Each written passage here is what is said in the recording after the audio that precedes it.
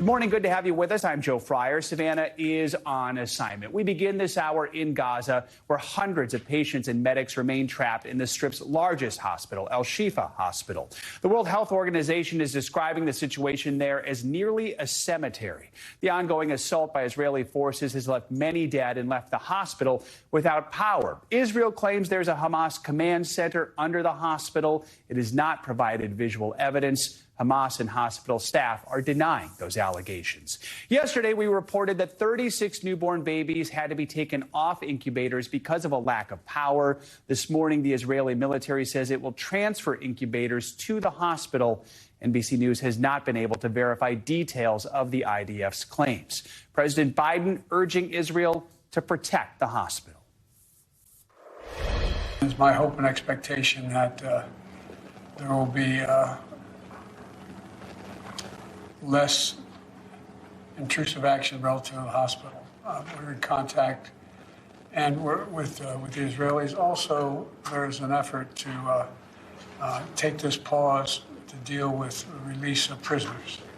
And that's being negotiated as well with the Qataris that are engaged. And so I remain somewhat hopeful, but the hospital must be protected. In a moment, we'll hear from Maggie Vespa about a pro-Israel rally happening in D.C. today. Let's begin, though, with Josh Letterman in southern Israel. Josh, let's get the latest on the situation at Al-Shifa Hospital. What are we hearing from people inside about the conditions there? And what is the status of those newborn babies and that offer of incubators from the IDF? Well, Joe, we are speaking to doctors at that hospital who say that the entire facility is basically turning into one giant morgue. There are still believed to be about 600 or so patients who are trapped there with almost no medical care at this point.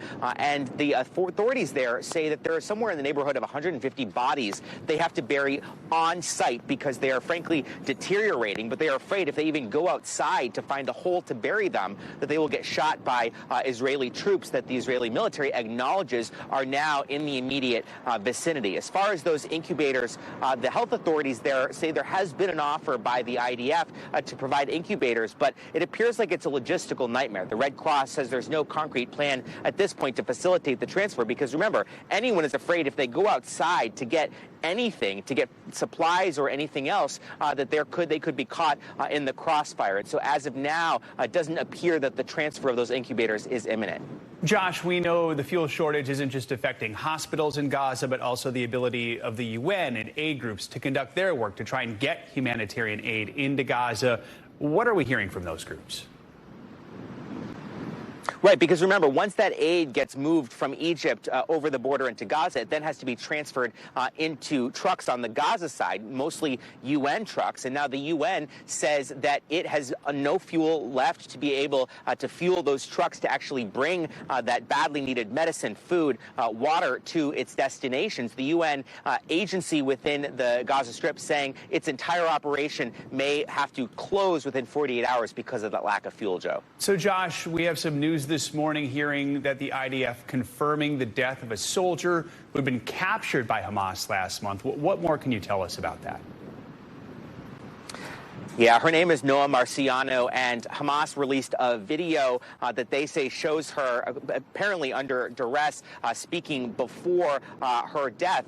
But given the fact that Gaza is an active combat zone between Hamas militants and the Israeli military, at this point we really don't know what the details are of how she died. But the military confirming they do believe she died, in part based on some Hamas video that was released that appears to show her body after her death. The IDF says they've now notified her family that she is among the victims of this war. And Josh, just one more thing here. There's a new UN report that says 200,000 people have fled northern Gaza just since November 5th. Talk to us about how dangerous their journey is across Gaza and what does await them when they get to the southern part of Gaza. It is a harrowing journey, Joe, down one of two corridors the Israeli government says they've established from northern Gaza into the southern part. There have been various conflicting reports of Hamas shooting at people, Israel shooting at people. It's really hard, frankly impossible for us to know exactly what the situation is, but there's clearly the threat of violence as those civilians are trying to make their way to safer territory into southern Gaza. And frankly, it's also a very difficult fact that these people are essentially having to leave their homes in northern Gaza, head south. They don't know if they will be allowed back to northern Gaza at any point in the future. The U.S. says it is imperative that they do be allowed to return to their homes, but there have been a number of far-right Israeli government ministers who over the last 48 hours or so have been suggesting it's possible that this displacement could be permanent, Joe. All right, Josh Letterman reporting from Israel. Josh, thank you so much. Despite the dire situation for so many in Gaza, Andrea Mitchell has the story of an international effort to help children with cancer in the midst of a war zone. This morning, a glimmer of hope for some children from Gaza cut off from chemotherapy by the war, until the White House, Palestinian cancer advocates, and St. Jude's Hospital stepped in. Victory at last for 10-year-old Juri Zakut, one of 21 Palestinian children with cancer. Safe in an Egyptian hospital, flashing a sign of victory. The children with parents or guardians at the center of a secret international mission since the war began to rescue them from Gaza. Their joy tempered by reality. She says, "I would lie if I said I was optimistic and my family is still in Gaza. I am afraid for them and our house has been hit." Tahani came to Egypt with 4-year-old Omar, leaving behind their family for the chance to save his life. She says, "I had the feeling of any mother who was afraid for her son. I was afraid that his treatment would stop." It's been a treacherous journey, especially after Israel warned the hospital and then attacked. The evacuation initiated by cancer advocates at the Palestine Children's Rescue Fund and St. Jude's Hospital, with help from Egypt, Jordan, and the U.S. The president was closely involved in helping children get out of Ukraine that needed cancer treatment. Immediately upon hearing about this request, the president directed us to do whatever we could to help these civilians who are in very acute situations get out of Gaza. 2-year-old Afaf and her father left her mom and siblings behind. Sadness mixed with relief. They start to smile for the first time and they start to feel secure. It's very relieving, and we hope that we can do that for all the needed children in Gaza. With the Children's Hospital in Gaza now closed, 31 children remain trapped in the war zone. Some approved to get out, but displaced from their homes and hard to locate. Back to you. All right, Andrea Mitchell, thank you so much. Back here in the U.S., Washington, D.C. is preparing for a huge rally today. Tens of thousands are expected on the National Mall to show their support for Israel.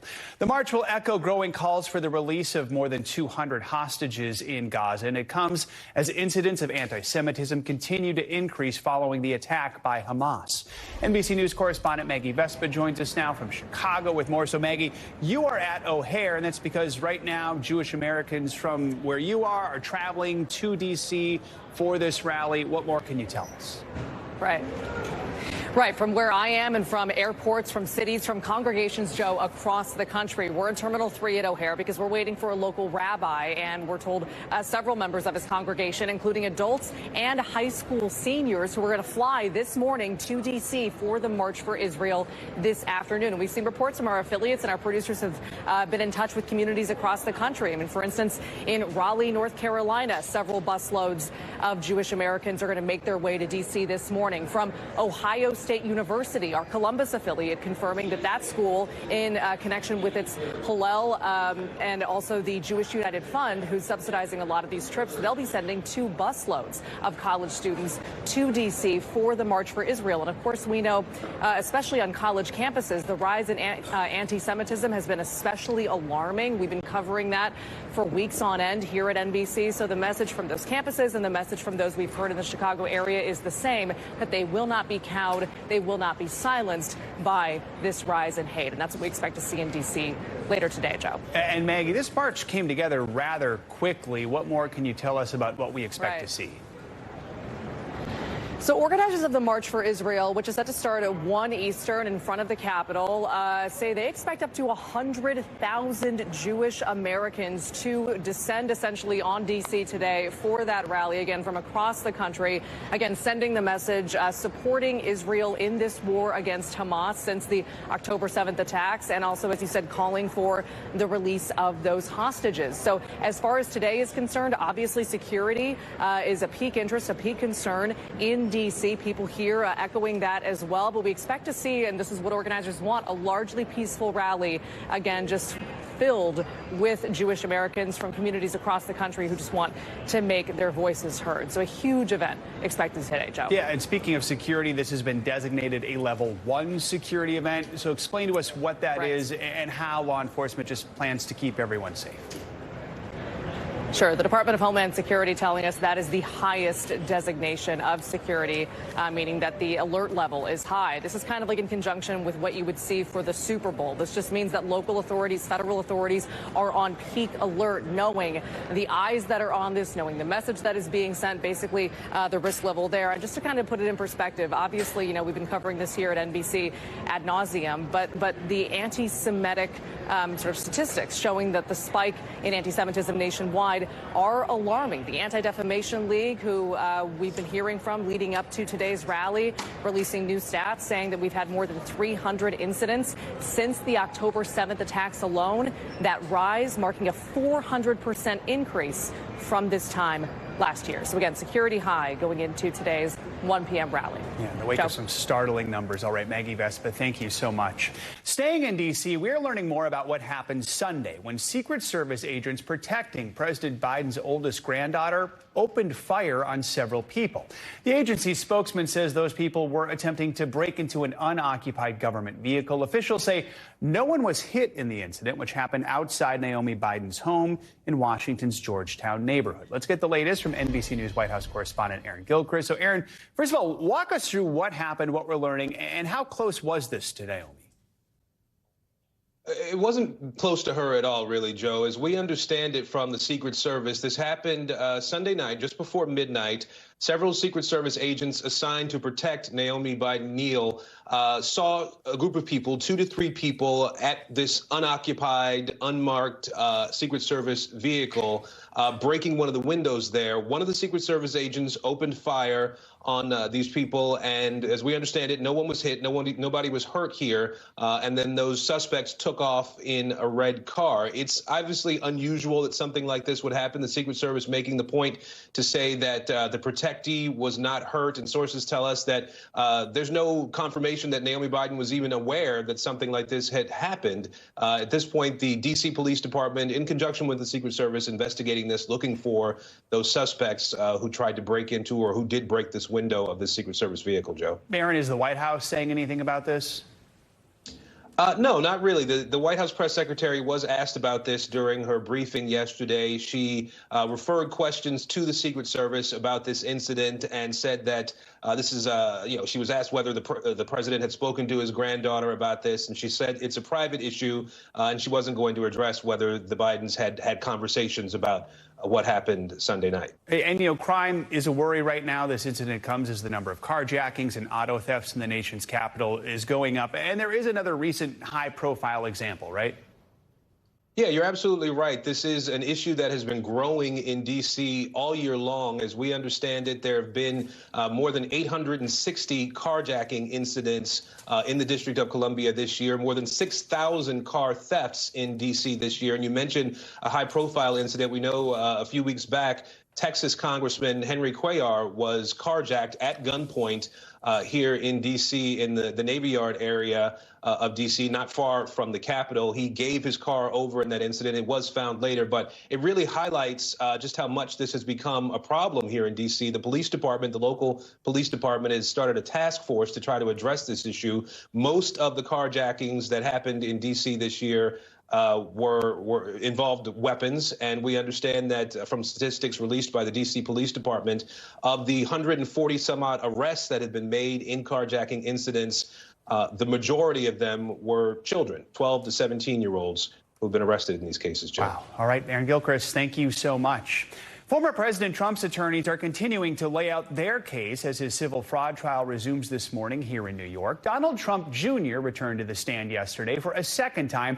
This time, he was the defense's first witness. Now, during the testimony, Donald Jr. praised his father's real estate deals and his, quote, incredible vision. The New York Attorney General's office alleges the Trump Organization grossly inflated the value of company assets to the company's advantage. Former President Trump and his children deny those allegations. NBC News correspondent Vaughn Hilliard's following it all for us. So, Vaughn, what did we hear from Donald Trump Jr. this time around compared with what we heard when he testified as a state witness? Right. The difference this time around is that he was answering questions from his own defense attorney. Very different than the first go around when he was answering questions from the New York Attorney General's prosecutor, who's the one that filed the civil lawsuit against him and his family and the Trump Organization. For this go around, what Don Jr. was able to do over the course of more than 4 hours was provide a narrative, lay out the history of the Trump Organization and the various properties that it owns, describing them with words like, quote, spectacular, to make the case that, in fact, a great number of these properties and assets were actually undervalued and that the New York Attorney General's lawsuit was misguided. There was little in the form of actually answering questions as it related to him signing off on the financial statements and the extent to which he was involved in the compilation of those records. He had placed blame previously on the accountants who he, as a top executive at the Trump Organization, relied on. So for yesterday, this was part of an opportunity for Don Jr. to lay out on behalf of his family a defense of why the properties and why the Trump Organization was valued at the levels that they were on the documents. So, Vaughn, in addition to Don Jr., that was, of course, the big name. We did also hear from Trump's former tax lawyer. He took the stand. What can you tell us about that? And what does this tell us about Team Trump's strategy? How will former President Trump's testimony fit into all this? Right. The second witness called by the defense was Sherry Dillon, who worked as a tax advisor for Donald Trump. She's not a lawyer, but a tax advisor. And she laid out in her testimony that she had worked with the likes of Eric Trump to work on some of these financial statements. And she described the reasoning behind some of the appraisals and the values of the properties, you know, comparing it to Taylor Swift, that if Taylor Swift sold the home, she'd sell it for a higher value than if Sherry Dillon herself was selling the exact same home. Of course, for the defense, this is now trying to get the judge to throw out the several other claims that were brought against Don Jr., Eric, the father, and the Trump Organization, because the judge is already in a summary judgment ruled that financial fraud repeatedly took place by each of these defendants here. And so now this selling from the defense and by these witnesses in an effort to stave off any serious penalties, financial or even the suspension of the business license of the Trump Organization in the state of New York. Joe. All right. Vaughn Hilliard, thank you so much. The Supreme Court announced it has formally adopted what it calls a code of conduct for the 9 justices. The move follows allegations of ethical lapses that have raised questions about whether some justices were violating broadly accepted standards of conduct for judges. The court released a 14-page document outlining the standards of conduct on issues, for example, when the justices should recuse themselves and what kind of outside activities they can engage in. Let's bring in NBC News legal analyst Danny Zavalos for more on this. Danny, so the court put out a statement about this new code of conduct. It says the rules and principles outlined aren't new, but that the lack of formal code has recently led to, quote, the misunderstanding that the justices of this court, unlike all other jurists in this country, regard themselves as unrestricted by any ethics rules. So what are these new rules? And just the fact that they had to do this or felt they had to do this, what does that say? The new rules are really the old rules. They're the same rules that have always applied to every federal judge under the Supreme Court. That's magistrate judges, district court judges, circuit court of appeals judges. Those codes of ethics have already been in place for some time. And if you ask the Supreme Court justices 2 or 3 years ago, they would probably say, if they were being candid, that they already were loosely following the spirit of those rules, even if they didn't explicitly apply to the justices. So now this just codifies something that was already existing in the sense that it applied to every other judge, every other federal judge, but these 9. The real problem, though, is enforcement. Yeah, let's talk about that, because lawmakers reacting to this say, hey, good, this is a step in the right direction, but then it falls short because the justices basically enforce it themselves, right? So explain what we can expect there. Are there any teeth in this?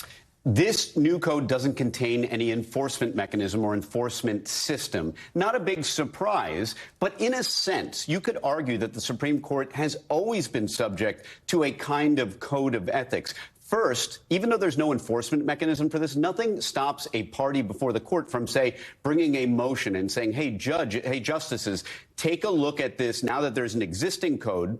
Take a look at this and tell us if you are violating it. You need to recuse yourself. Now, the problem is if they don't recuse themselves, there's really no comeback for that. Another thing to think about is that, in a sense, Congress has always enforced a code of ethics against federal judges. When you think about impeachment, the vast majority of the 20 or so impeachments in our country have been federal judges. In fact, there's virtually nobody else other than a couple presidents. I don't need to name names. You know who I'm talking about. But we have impeached, on the whole, only federal judges, which reflects that we've always imposed a kind of code of ethics on the federal judiciary, including one Supreme Court justice. So the Supreme Court justice has always been subject to other forms of discipline, and I use that with air quotes. All right.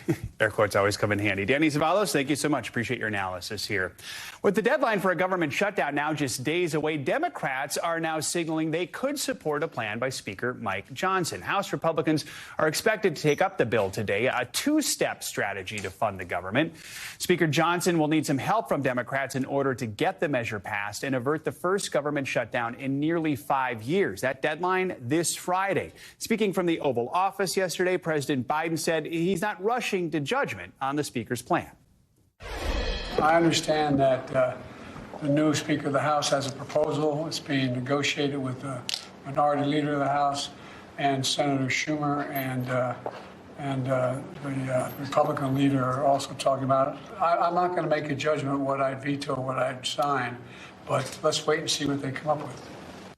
Let's bring in NBC News Capitol Hill correspondent Ali Vitale with the latest on all this. So, Ali, we know this two-step plan involves no spending cuts. So lay it out for us. Where do things stand right now? And how much support is this perhaps getting from Democrats on the Hill? You know, Joe, Savannah made fun of me yesterday because the way I described Democrats' reaction to what House Republicans have put forward is they're mad, but they're not that mad. And that matters because when you look at the way that this plan has to go through at least the House side, they made a procedural move last night that accounts for the fact that, you know, roughly 40 to 50 House Republicans are really angry about this plan and will vote no on it. But they also account for the fact that Democrats are likely to go along with it. That's because it needs to pass by a 2/3 majority in order to pass the House. We're going to see them move on that at some point today. But the fact that this has no cuts in it makes it easier for Democrats to swallow, especially if it means being able to not shut down the government over the holidays. That would be catastrophic. But they're also all very tired. They've been in session now for 10 weeks. All of us go to work every day, week by week, but that's not always the way the House works. So they're fatigued from the fact that Republicans had weeks and weeks of chaotic mess trying to find their next speaker. It seems like what they want to do is push this into next year so they can have more conversations around the ways that Republicans want to find funding cuts and the ways that Democrats want to counter that. So not that mad is the new happy on Capitol Hill. Let's just go with that. But not happy. Exactly. There are some fellow Republicans who are kind of mad about this. They're opposed to the House Speaker's plan. Lay out some of their concerns. They're very upset, including people like Congressman Chip Roy and other members of the House Freedom Caucus, in part because they feel like as the opening gambit of the House of the new Speaker's tenure, they wanted to see him push a little bit more on the funding cuts that they had been pushing for over the course of the last year. You'll remember, and Chip Roy and others have made this parallel very clear in conversations with me and other reporters. The reason we have Speaker Johnson is because Speaker McCarthy passed a clean continuing resolution with the help of Democrats. The only thing that Johnson is doing differently here is doing it with 2 funding deadlines on the back end of it, as opposed to just 1. There is nothing different in what Johnson is doing here in terms of the fact that he is not adding any extra cuts. He's not including any of the priorities that people like the Biden administration and others wanted on Ukraine aid, on Israel aid, on Taiwan aid. This is basically just a continuation of the norm. And for a lot of conservative members of this House Republican conference, that is the problem, and it's why they're voting against it. Allie, one more thing I want to touch on while we have you. Jacob Chansley, that's an Arizona man who stormed the Capitol on January 6, 2021, perhaps better known as the QAnon shaman with the horns and the face paint. Yeah. He ultimately pleaded guilty to a count of felony obstruction of an official proceeding. Now he plans to run for Congress. What can you tell us about that? Look, this is one of the things that we've seen since January 6th and the insurrection, not just people who participated there trying to run for office, but of course now some of the people who were in many ways the faces of the insurrection now thinking that they should give it a go themselves. I do think that it's notable when Chansley talked about not just pleading guilty to entering the chamber and of course being one of the people who was riling the crowd with his bullhorn.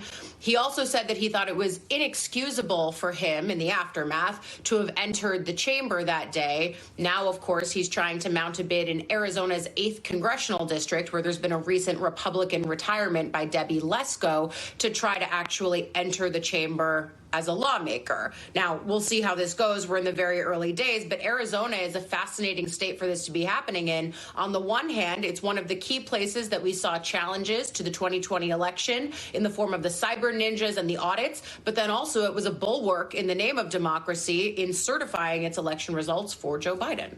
All right, we'll see what happens. Allie Vitale, thank you so much. Thanks for watching. Stay updated about breaking news and top stories on the NBC News app or follow us on social media.